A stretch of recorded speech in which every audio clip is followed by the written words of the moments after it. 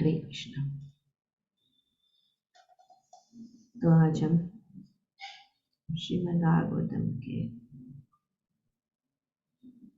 चौथे स्कंद के तीसरे अध्याय के श्लोक संख्या 4 को पढ़ रहे हैं और उसको समझने की कोशिश कर रहे हैं। तो यहाँ हम देख रहे हैं किस प्रकार से दक्ष जो है वे एक और यज्ञ करने जा रहे हैं और इस यज्ञ में सभी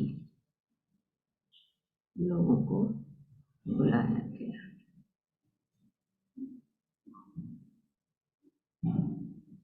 तो यज्ञ बहुत महत्वपूर्ण है। पर सबसे महत्वपूर्ण चीज वो है इसका उद्देश्य। उद्देश्य क्या होना चाहिए?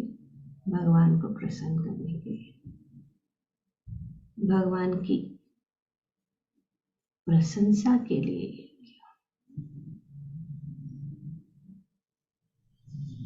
क्योंकि यज्ञो वे विष्णु, वेदों का ये आदेश है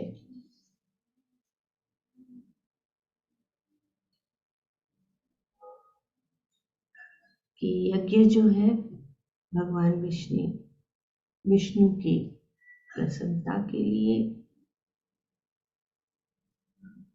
और उनकी सेवा। क्योंकि भगवद गीता में भगवान बताते हैं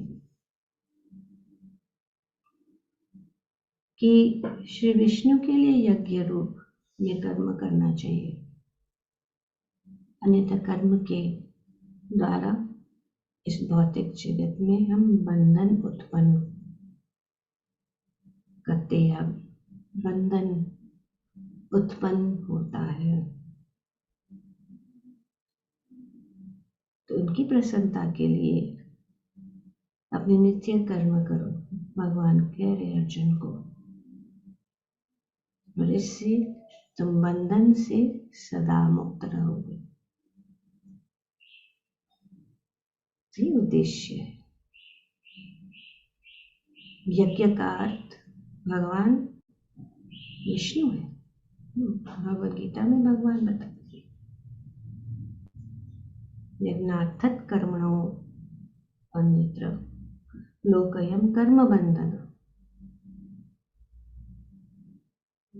तदर्थम कर्म कौन्तेय मुक्त संग समाचर।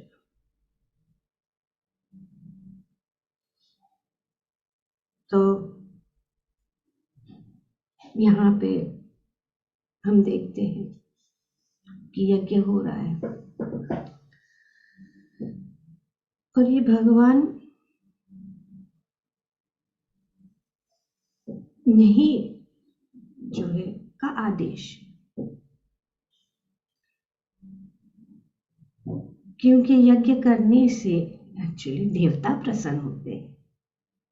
क्योंकि हम देवता जो है अनेक अनेक प्रतिनिधि है और वे जो है हमें जरूरत की चीजें जो है प्रदान करते हैं और ये हम स्वीकार करते हैं। तो भगवान ने यहाँ पे भी हम देखते हैं, भगवद गीता में आगे भगवान बताते हैं कि सृष्टि के प्रारंभ में समस्त प्राणियों के स्वामी प्रजापति ने विष्णु के लिए यज्ञ सहित मनुष्य तथा देवताओं की संततियों को रचा और उन्होंने कहा तुम इस यज्ञ से सुखी रहो। क्योंकि इसके करने से तुम्हें सुखपूर्वक रहने तथा मुक्ति प्राप्त करने के लिए समस्त वांछित वस्तुएं प्राप्त हो सकती है। तो यज्ञ बहुत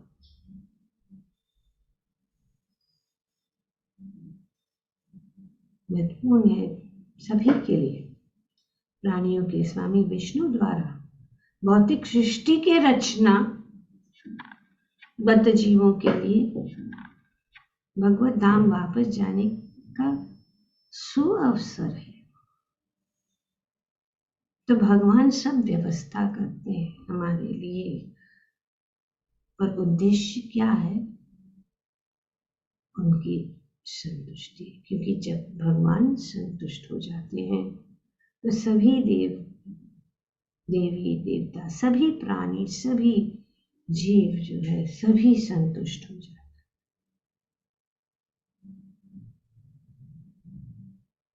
क्योंकि इस सृष्टि के सारे जीव प्रकृति द्वारा बद्ध है, क्योंकि उन्होंने श्री भगवान विष्णु या कृष्ण के साथ अपना संबंध भुला दिया है, भूल गए।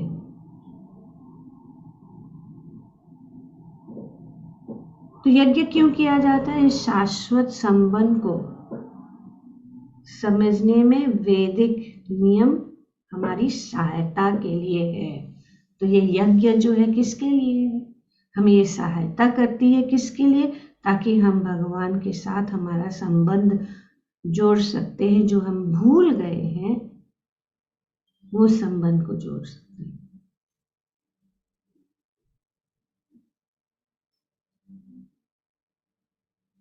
क्योंकि भगवान भगवद गीता में यही कहते हैं, वेदेश सर्वम अहमेव वेद।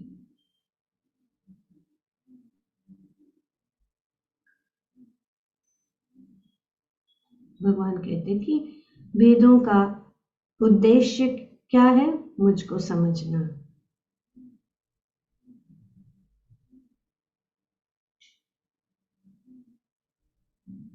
तो जीवों को और जीवों के स्वामी एक्चुअली कौन है? प्रजापति कौन है? श्री भगवान विष्णु है।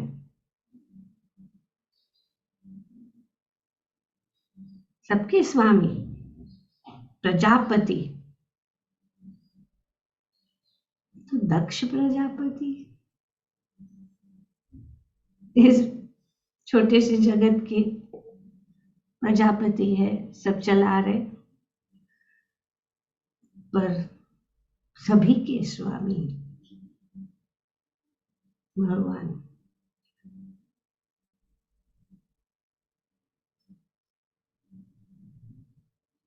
तो भगवान ने इस भौतिक जगत इसीलिए रचा कि बद्ध जीव यह सीख सके कि वे विष्णु को प्रसन्न करने के लिए किस प्रकार यज्ञ करें, क्योंकि वे ही समस्त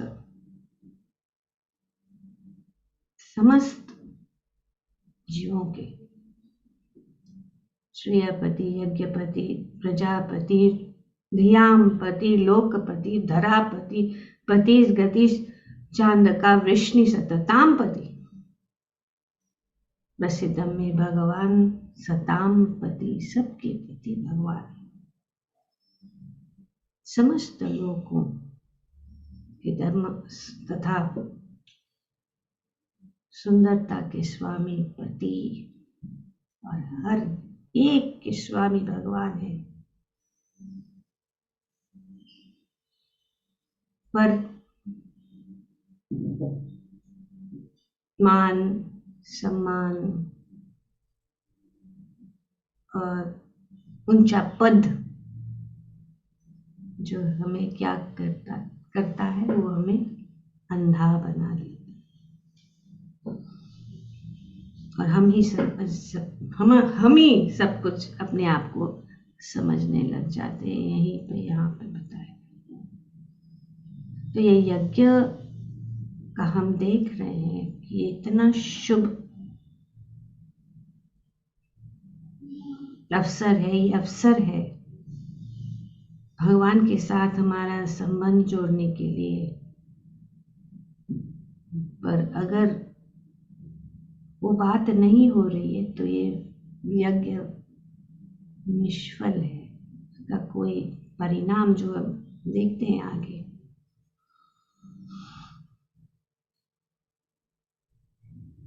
तो ये यज्ञ करना बहुत जरूरी है, क्योंकि हम देवता जो है हमें सब चीजें, जैसे कि वायु है, सूर्य है, चंद्रमा है, धरती से अनेक अनेक जो है अन्न उत्पन्न होता है, उसको हम लेते हैं, उसको ग्रहण करते हैं। ये सब क्या हम अपने आप बना सकते हैं, या क्या हम फैक्ट्री में बना सकते हैं? संभव नहीं। तो हम भगवान सब व्यवस्था कर रहे हैं, और उनके प्रतिनिधि जो है कौन है? सब देवता। इसीलिए यहाँ पे यज्ञ में सभी देवताओं का होना बहुत जरूरी है। यज्ञ को के द्वारा प्रसन्न होकर देवता तुम्हें भी प्रसन्न करेंगे, और इस तरह मनुष्य तथा देवताओं के मध्य सहयोग से सबों को संपन्नता प्राप्त होगी।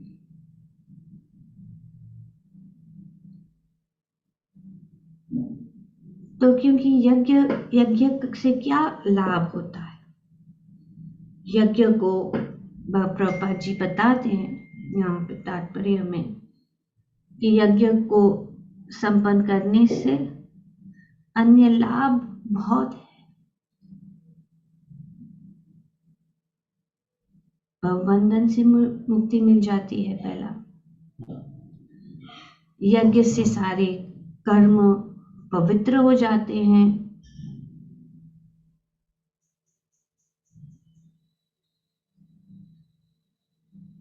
जैसे कि वेदों में बताया गया कि आहार शुद्ध, सत्व शुद्ध, ध्रुव स्मृति लब्धि, सर्व ग्रंथिना वृत्त मोक्ष। यज्ञ से मनुष्य के खाद्य पदार्थ शुद्ध हो जाते हैं, और शुद्ध भोजन करने से मनुष्य जीवन शुद्ध हो जाता है। इसीलिए हमें जब जो भी हम खाते हैं भगवान को अर्पण करके तो शुद्ध हो जाते हैं। भगवान को जब हम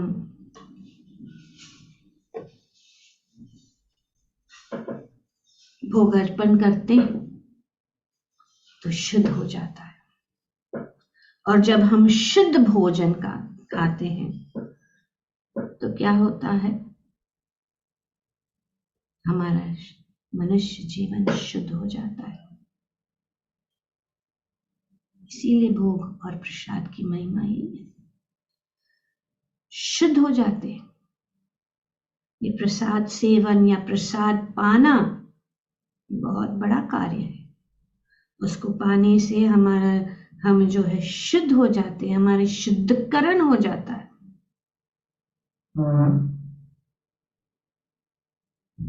हमारा जीवन शुद्ध होने से स्मृति जो है, और स्मृति और जो हमारी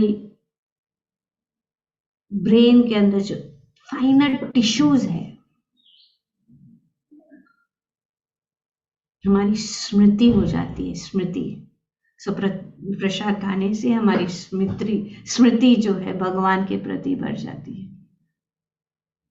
हम भगवान का स्मरण कर सकते, इसीलिए प्रसाद लेना बहुत जरूरी है। I don't want prasad, no prasad नहीं। कभी कभी हम सोचते कुछ लोग प्रसाद के लिए ही आते, फिर वो भी अच्छा ही है, पर हमेशा पर भावना क्या होनी चाहिए, ये जरूरी है कि हम ये प्रसाद पा रहे। वैदिक सभ्यता में सभी चीजों जो है भगवान के साथ संबंधित है। सभी चीज जो है, जो भी कार्य हम करते हैं वो भगवान की ओर ले जाने के लिए, भगवान के नजदीक ले जाने के लिए है। खाने की ये क्रिया।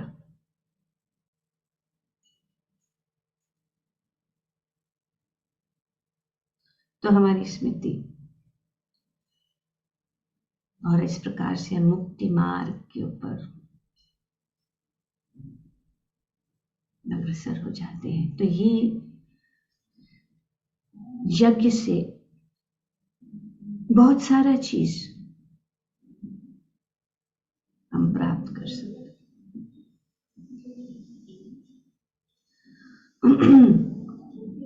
और सबसे महत्वपूर्ण है विष्णु की प्रसन्नता, भगवान की प्रसन्नता। और हम बंधन से मुक्त हो जाते हैं, बंधन से मुक्त हो जाते हैं, भगवान का स्मरण हो जाता है।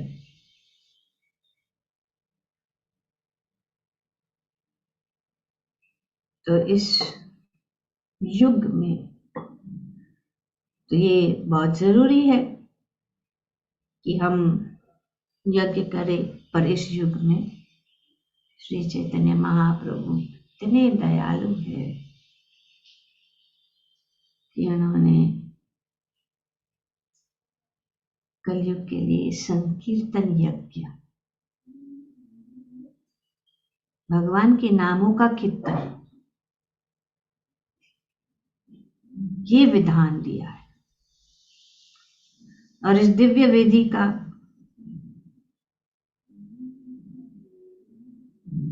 भगवान ने स्वयं जो हमें दिया है, श्री चैतन्य महाप्रभु के रूप में आकर। यज्ञ करना बहुत जरूरी है मनुष्य के लिए, क्योंकि हम ऋणी हैं, हमारे सब ऋण उतर जाते हैं।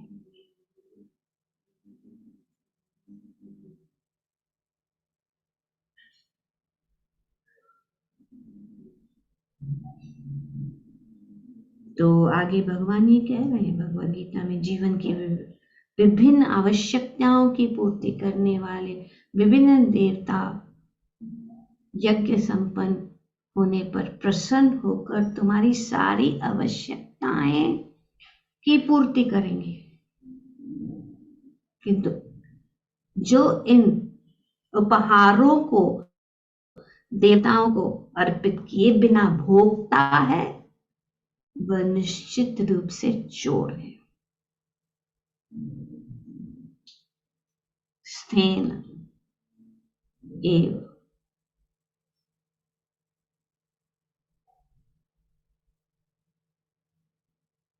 स्थेन मतलब चोर।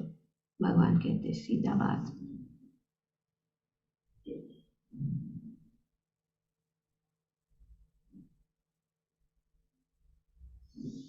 तो ये शास्त्रों का विधान है। और अगर हम उसको नहीं करते तो हम ये सब चीजें लेते, देवता हमें सब सुविधा, भगवान के आदेश अनुसार जो है हमें ये सब सुविधा देते हैं।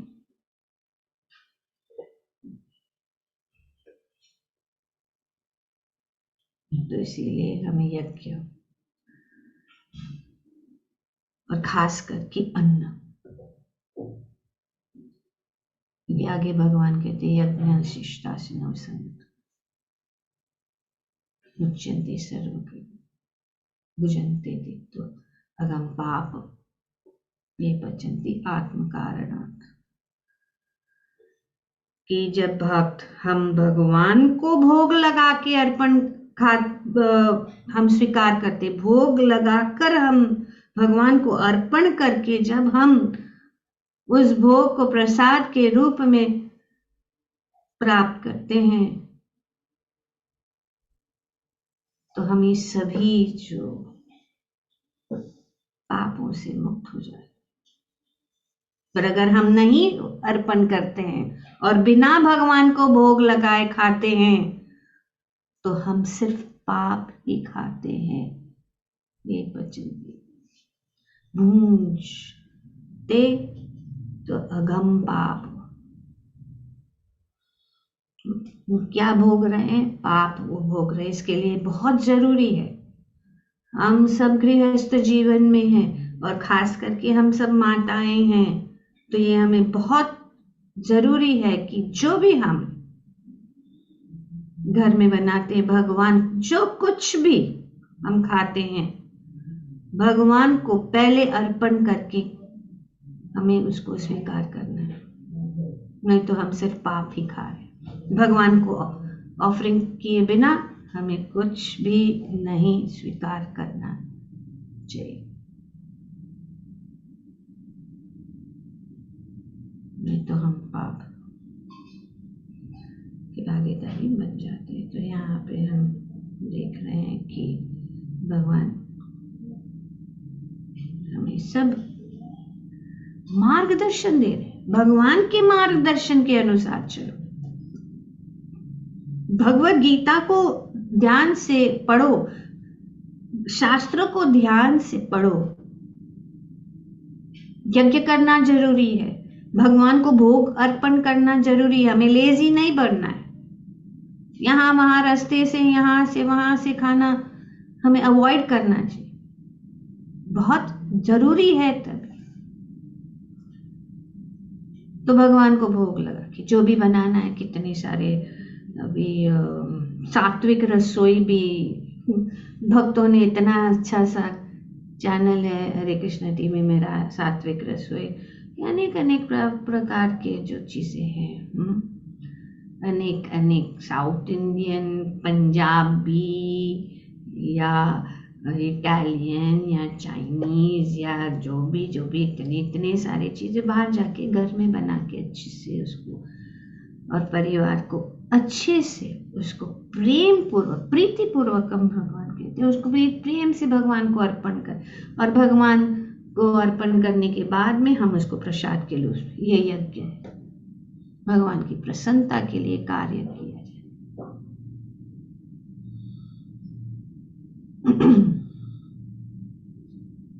और दूसरा है यज्ञ,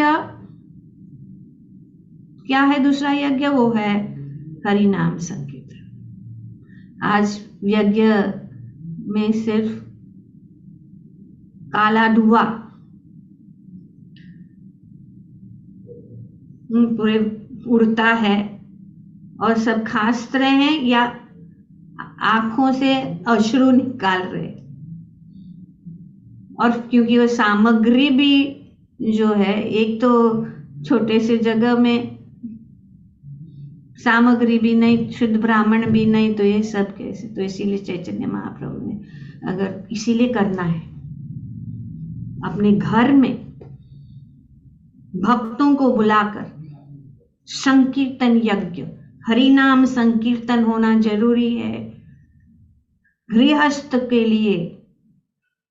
लेजी मत बनिए, क्योंकि ये अपने जीवन के लिए है, ये हमें मुक्ति प्रदान करेगी, हमें गोलोक धाम तक ले जाएगी। यज्ञ करना जरूरी है, हम सभी ऋणों से, सभी पाप कर्मों से हम जो है मुक्त हो जाएंगे, ये शास्त्र का विधान है।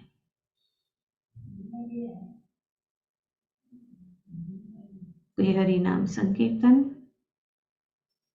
भगवान को भोग अर्पण सिंपल है, कुछ ज्यादा कुछ करने की जरूरत नहीं, बस बैठो जी और कीर्तन करो, ज्यादा कोई सामग्री बनाने की जरूरत नहीं है, ज्यादा सब तैयारी की जरूरत नहीं है,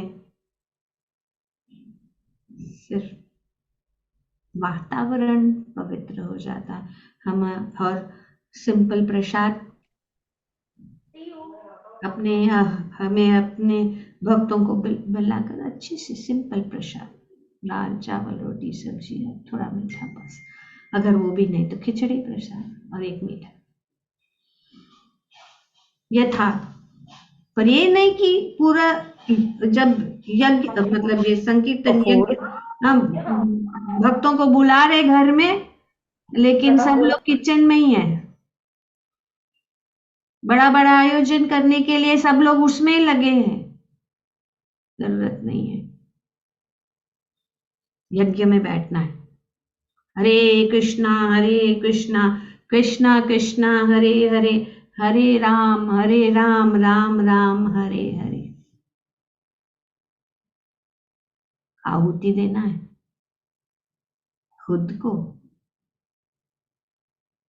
अपने मुख से, भगवान के सुंदर नामों का उच्चारण से।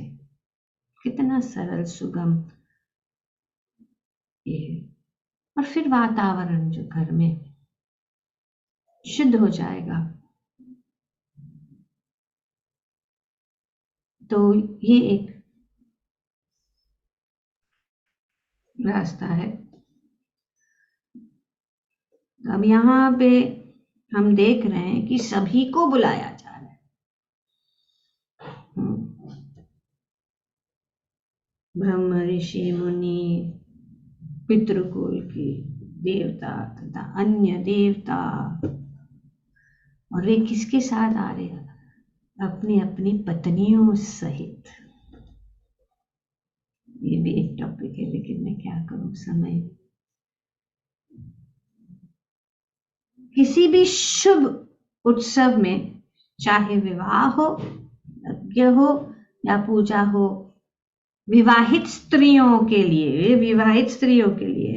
ध्यान रखिए, यह शुभ माना जाता है कि वे अच्छे अच्छे आभूषणों, वस्त्रों तथा अंगरांगों से अपने को अलंकृत करे। तो ये बहुत जरूरी है।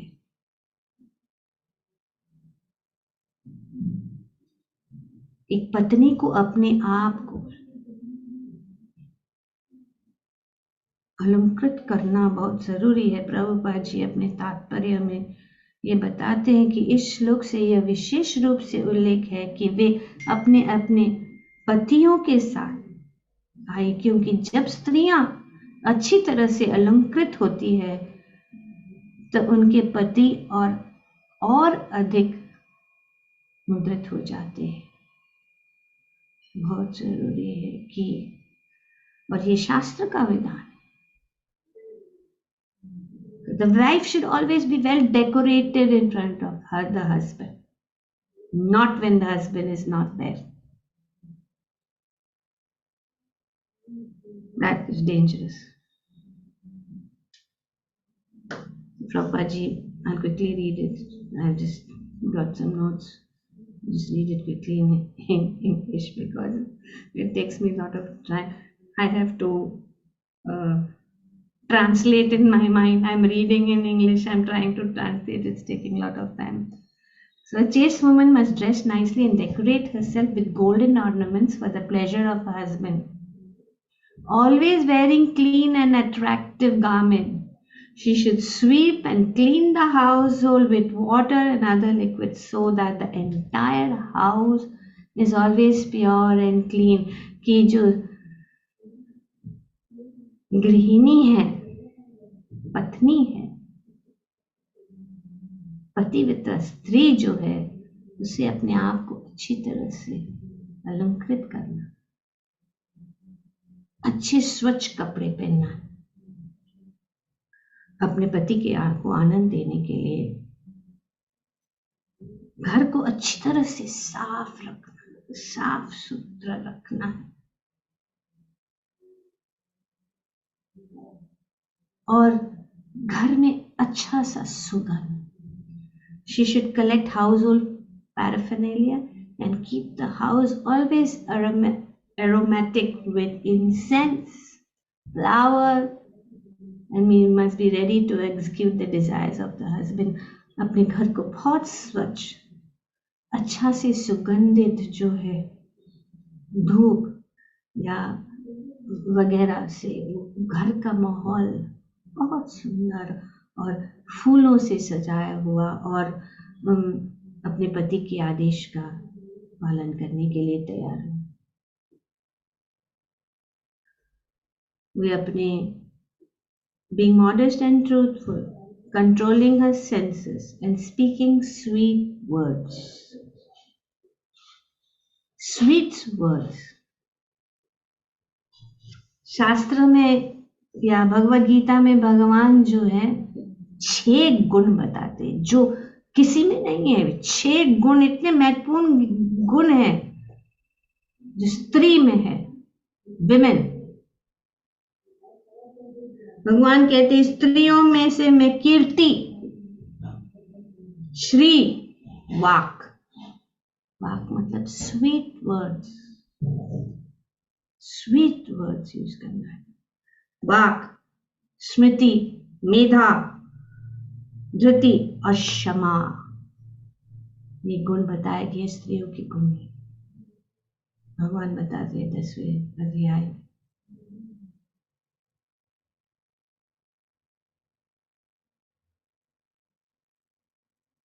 तो इस प्रकार से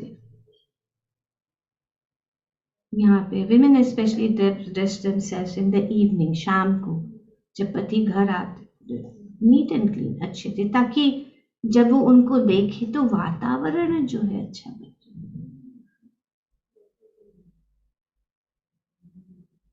Women especially dress themselves up in the evening because the husband comes home in the evening after working hard all day. It is the duty of the wife to dress herself up very nicely, and when her husband returns home, he becomes attracted by her dress and cleanliness and thus becomes satisfied. तो अच्छे कपड़े, साफ सुथरे कपड़े पहनकर जब पति घर आता है शाम को, तो इस प्रकार से तैयार होना है, घर को साफ सुथरा रखना है, और उन देख के उनको जो है आनंद, उनको संतुष्टि प्राप्त होती है। In other words, the wife is the inspiration of God, all good intelligence. Now, wife is the inspiration. Upon seeing one's wife dressed nicely, one can think very soberly about family business. ये वैदिक संस्कृति है, वेदों का विधान। When a person is too anxious about family affairs, he cannot discharge family duties nicely. A wife is therefore supposed to be an inspiration and keep the husband's intelligence in good order, so that they can combinedly prosecute affairs of family life without impediment. तो एक cooperation है, ऐसा नहीं कि पत्नी का कर्तव्य क्या है, पति का कर्तव्य क्या है।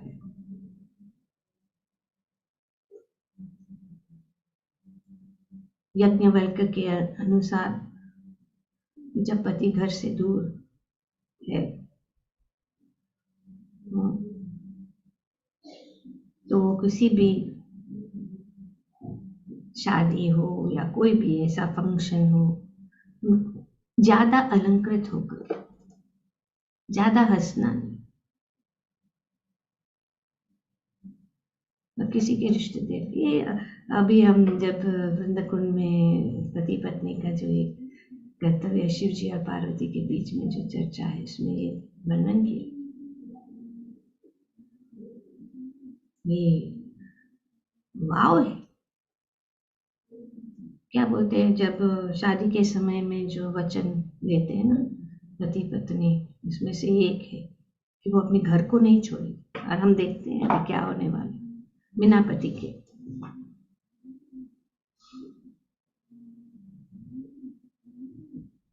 और हम देखते हैं श्री कृष्ण लीला में रोहिणी माता, बलराम जी की जो माँ है, वे वसुदेव की पत्नी थी, पर वे नहीं थे। रोहिणी कहाँ थी? ब्रिज में।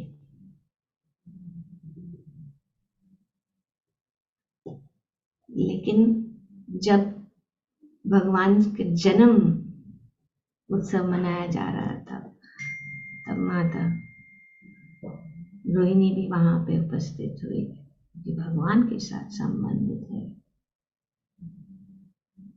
और अपने आप को अलंकृत करके। तो इस प्रकार से यहाँ पे प्रभुपाद जी अपने तात्पर्य को बताते हैं कि अच्छे वस्त्र, अच्छे आभूषण और अपने पति के लिए, हाँ, उनको जो आनंद के लिए अच्छी तरह से, और वे अब सब जो स्त्रियां अपने अपने पति के साथ जा रही है वे सब बहुत ही सुंदर रूप से, और ये जो है क्या होता है इससे, ये मंगल, मांगलिक चिन्ह है, ये सब चीजों को शुभ कर देता है। ये अवस्था जो है, ये जो माहौल जो है बहुत ही शुभ बन जाता है, मंगलमय बन जाता है। देवों तथा मुनियों की पत्नियों की सजा, उनके आभूषण तथा वेशभूषा एवं स्त्रियों मुनियों की प्रसन्नता, ये सब उस उत्सव के मांगलिक चिन्ह है। तो जब ये ऐसा अच्छी तरह से